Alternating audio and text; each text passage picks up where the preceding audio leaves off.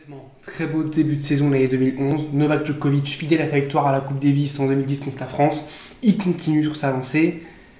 Non, on est en 2023. Ça veut dire que comme en 2022, comme en 2021, comme en 2020, comme en 2019, comme en 2018, comme tout le temps en fait, Djokovic est un patron en Australie, sauf quelques exceptions. Novak Djokovic est encore en train de tout raser en Australie. Alors là, c'est pas l'Open d'Australie, pour le moment, c'est Adélaïde. Très belle victoire à Adélaïde contre Sébastien Corda, un très bon Sébastien Corda en finale. On va en parler dans cette vidéo. Une très belle demi contre Daniil Medvedev.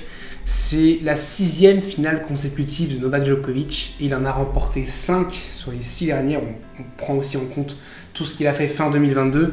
Ça veut dire, ça montre aussi ce qu'a fait Holger Rune à Bercy, c'est exceptionnel. La victoire de Rune à Bercy est exceptionnelle parce que personne ne bat Novak Djokovic en finale. À part lui, personne ne l'a battu sur les 6 dernières finales. 92e titre. Honnêtement, il y a plus le mot 92. Je sais pas si on se rend compte, déjà remporté un titre. Pour beaucoup, c'est énorme. T'en as, ils n'ont jamais remporté de titre. Alors, c'est quand même de très bons joueurs. Julien Benneteau, par exemple, c'est le premier exemple qui me vient en tête. Il n'a jamais remporté de titre 10 finales, c'est le record 10 finales, 0 titre. Djokovic, c'est 92 titres, c'est-à-dire 92 tournois remportés. Et il n'y a pas que des 250, il y a évidemment 21 grands chelems, il y a plus de 35 Master 1000. C'est dingue pour Novak Djokovic. Et alors déjà, il arrive souvent en Australie avec le plein de confiance pour l'Open d'Australie. Là, bon, excusez-moi, mais il va encore arriver avec le plein de confiance. Un tournoi remporté en sauvant une balle de match. Je crois que c'est le 48e match que Novak Djokovic gagne en sauvant au moins une balle de match. 48 matchs remportés en ayant sauvé au moins une balle de match. Déjà, j'ai envie de dire qu'il ne remporte pas 48 matchs en carrière. Djokovic, c'est 48 matchs avec une balle de match sauvée. C'est pour montrer encore un petit peu, il l'a fait même à un moment, hein. Il l'a montré à la fin, hein. La tête, parce que c'était très dur ce match-là. Corda a très bien joué, Corda a très bien joué. Pourtant, et c'est un petit peu le défaut qu'on peut dire de Corda, c'est que mentalement, il va falloir bosser parce que, déjà face à Nadal l'année dernière à Indian Wells, il a le double break, il mène 5-2 double break dans le 3e set, il perd ce 3e set contre Rafael Nadal.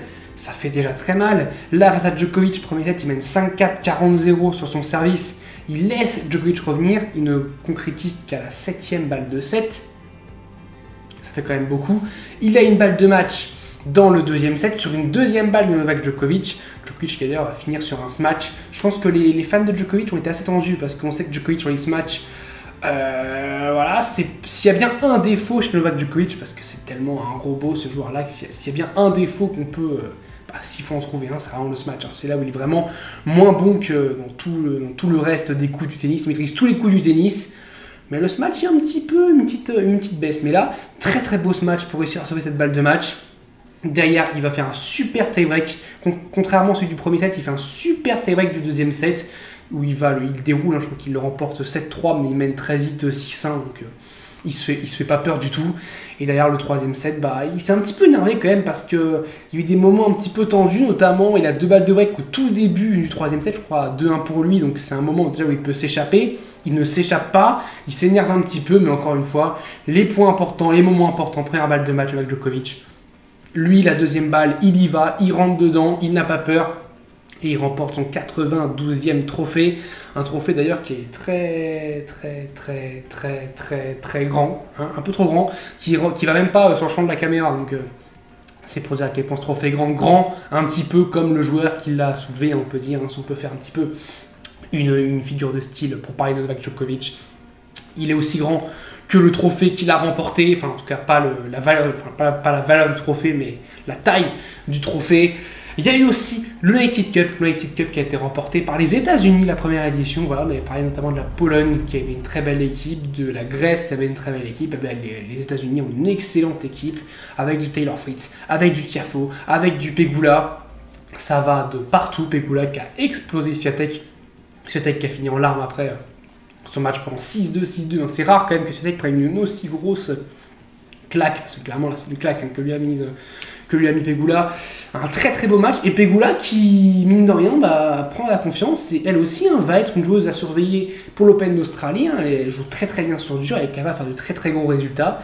Et elle est tout à fait capable. On sait que sur circuit féminin, même si il y a Swiatek qui a un petit peu tout raflé ces derniers temps, c'est quand même plutôt homogène par rapport au circuit masculin. Donc on va dire qu'il y a quand même une bonne dizaine de joueuses qui peuvent remporter ce tournoi, on peut le dire. Donc Pegula fait partie évidemment de ces 10 joueuses entre guillemets qui peuvent remporter l'Open d'Australie. En tout cas, elle montre qu'elle fait peur. Sabalenka aussi montre qu'elle fait peur en remportant Adélaïde, le WTA 500 d'Adélaïde. Donc ça montre beaucoup de choses, ces débuts de tournoi en Australie, ce début de saison en Australie, ça montre les forces en présence. Et évidemment, Novak Djokovic sera encore une fois le favori de l'Open d'Australie, j'ai envie de dire comme chaque année depuis 2011, c'est toujours lui le favori.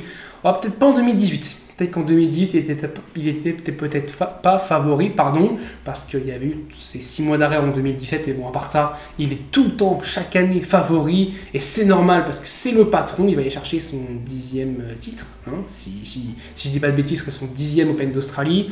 Chez les filles, évidemment, on a Pegula qu'il faudra surveiller, on a Sabalenka qu'il faut surveiller, attention, Caroline Garcia aussi, qui a fait 2 très bons matchs, même si malheureusement la France n'a pas passé les poules, elle a fait 2 très bons matchs. On a évidemment Swiatek, même si elle a pris une claque, on sait que les championnes, quand elles prennent une claque, elles en mettent 2 derrière dans la foulée, donc elle peut aller après défoncer Pegula sur l'Open d'Australie. On a plein de joueurs et de joueuses à surveiller, et c'est ça qui est beau dans cette saison 2023, c'est que, est-ce qu'on va encore avoir chez les hommes, je sais pas, un scénario qu'on connaît malheureusement, ces scénarios, c'est toujours les mêmes qui gagnent, Djokovic, Nadal, qui se partagent les grands chelems entre guillemets, et la jeunesse qui ne peut pas remporter de Grand Chelem. Je rappelle que le dernier vainqueur de Grand Chelem, c'est Carlos Alcaraz, qui ne participera pas, malheureusement, numéro 1 mondial, ne participera pas à l'Open d'Australie. Forfait de Carlos Alcaraz, on l'a appris d'ailleurs il y a quelques jours, il y a 2 jours. Ça a été un choc parce que personne s'y attendait, il n'y avait pas de rumeur comme quoi Alcaraz pouvait être forfait et tout, non. Il s'est blessé pendant sa phase de pré-saison. Attention Alcaraz, parce que... évidemment, il n'aime pas qu'on compare à Rafael Nadal, mais là on est obligé de faire la comparaison, je ne parle pas en termes de tennis, mais en termes de blessures. Nadal est un joueur qui se blesse assez souvent, on le sait, mais il s'est toujours relevé. S'il y a bien un truc qu'on ne peut pas enlever à Rafael Nadal, c'est qu'il s'est toujours relevé de ses blessures, parce que s'il ne s'était jamais relevé, il n'aurait jamais remporté de Grand Chelem en se blessant en 2004. Il n'aurait jamais remporté de Grand Chelem de sa vie s'il ne s'était pas relevé de ses blessures. Alcaraz nous prouver maintenant qu'il peut se relever de ses blessures. Bercy, il se blesse. Il se blesse, je crois, après Wimbledon. Il y a eu un petit truc après Wimbledon. Il s'est fouillé la cheville à Madrid. Là, il se blesse juste avant l'Open d'Australie. Bon, entre guillemets, il perd pas trop de points. Il perd que 90 points, mais c'est au-delà des points qu'il va perdre. C'est plutôt la valeur un petit peu qu'il aurait pu donner sur ce tournoi. C'est dommage de ne pas avoir Carlos Alcaraz. Ça fait que la lutte pour la première place mondiale va être très intéressante. Et qu'il y en a un qui peut la récupérer. C'est Novak Djokovic. Affaire à suivre. Salut à tous. Portez-vous bien.